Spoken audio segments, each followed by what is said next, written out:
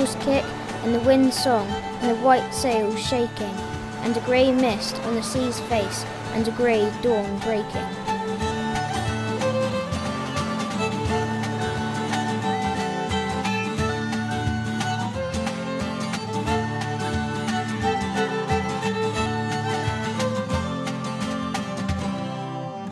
I've been asked to paint the painting for the Tall Ships Regatta.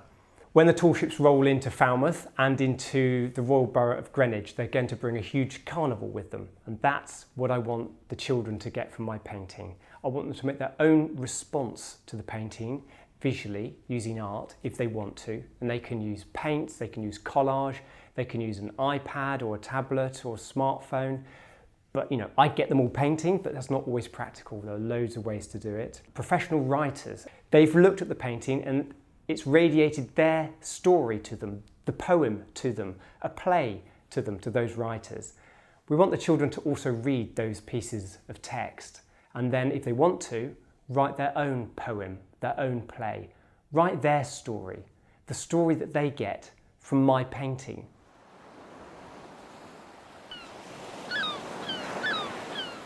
I'm Paul Farmer and I'm a Cornish writer. I write because, like all art, it's about communication.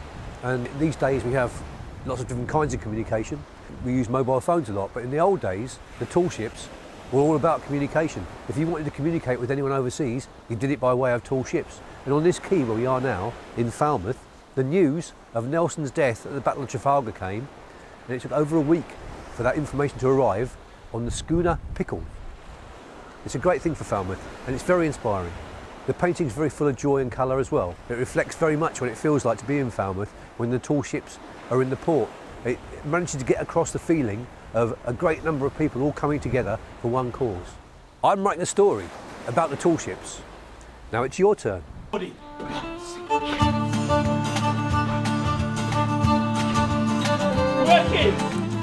name's Maxwell Golden. I'm a writer and performer specialising in hip-hop theatre.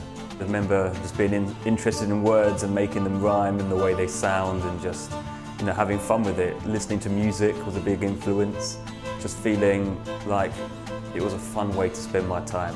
It's like the idea of contrasting a tall ship with a shrew.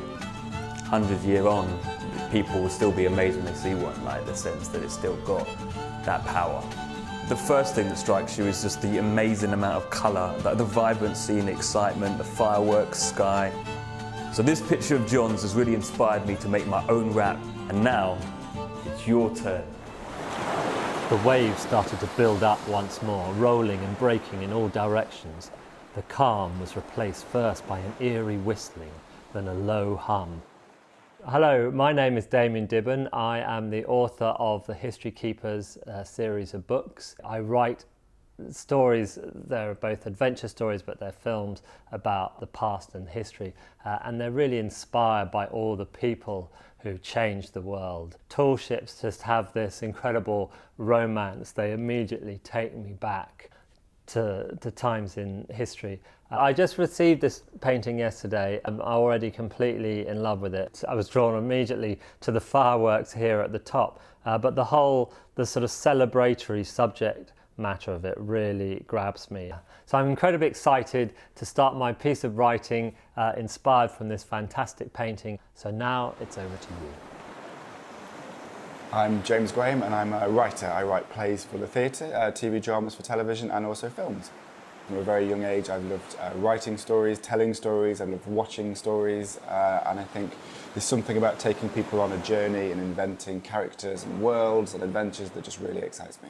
What inspired me initially about the tall ships when I opened it was that it just sort of explodes in your face. I think it's so vibrant and active and there's so much going on, there's so much intricate detail. So I finished my play, now it's over to you. The project all begins with one painting. This is what I've done. But now it's your turn.